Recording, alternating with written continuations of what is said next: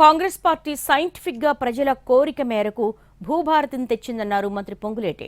రాబోయే ఎన్నికల్లో భూభారతి రెఫరెండంగా ఎన్నికలకు వెళతామన్నారు. బీఆర్ఎస్ ధరణికి సంబంధించిన నిజాలు చెప్పడం లేదన్నారు.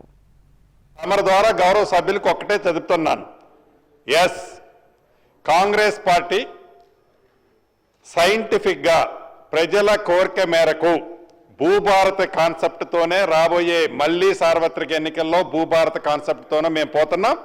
మీరు ధరణి కాన్సెప్ట్ తో ఆనాడిపోయి మీరు అదే మళ్ళీ మీరు సమర్థించుకునే పని చేస్తున్నారు తప్ప గౌరవ మా భట్టి గారు చెప్పినట్లు నిజాన్ని ఒప్పుకోకుండా, నిజాన్ని నిజమని చెప్పకుండా అహం అడ్డం వచ్చి మీరు మాట్లాడుతున్నారే తప్ప తప్పకుండా భూభారత్ని చాలా ప్రజల కోసం, ప్రజల సౌకర్యార్థం పబ్లిక్ గా అనేక సందర్భాల్లో పబ్లిక్ డొమైన్ లో పెట్టి చర్చించిన తర్వాత భూభారత్ తీసుకొచ్చాం.